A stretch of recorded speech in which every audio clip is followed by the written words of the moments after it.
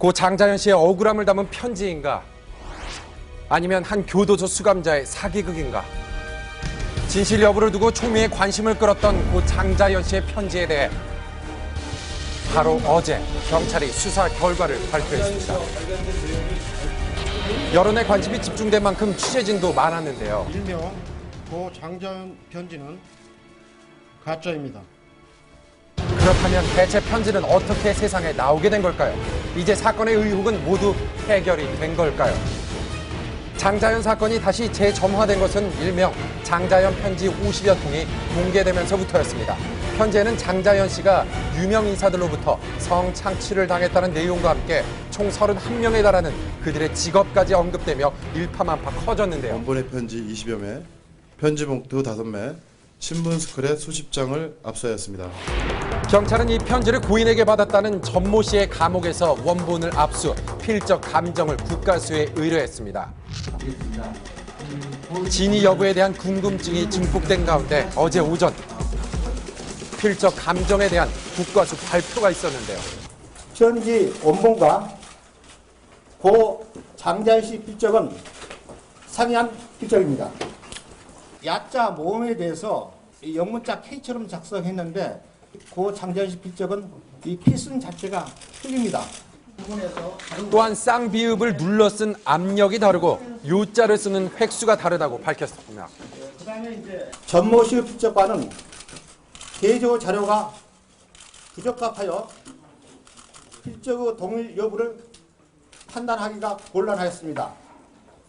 그러나 이들 필적에서 맞춤품을 틀리게 기재하는 습성이 공통적으로 관찰됩니다.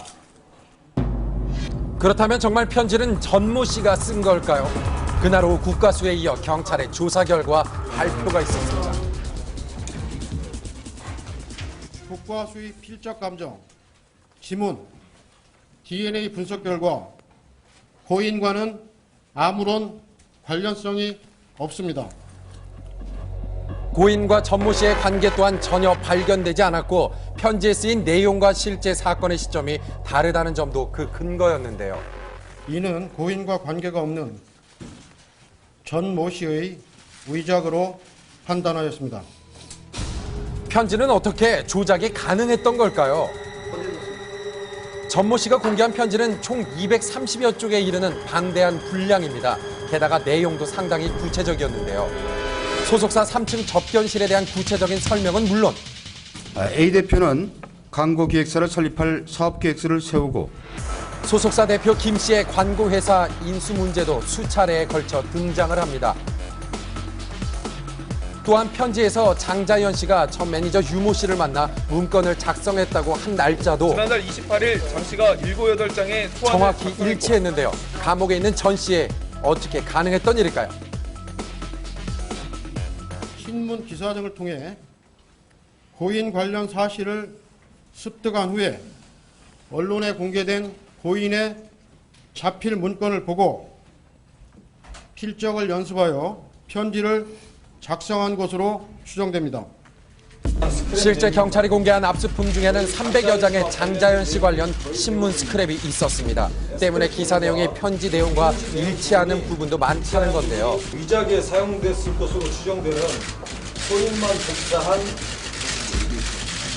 이 안에 이 외에도 봉투를 조합해 만든 흔적들도 많았다고 밝혔습니다.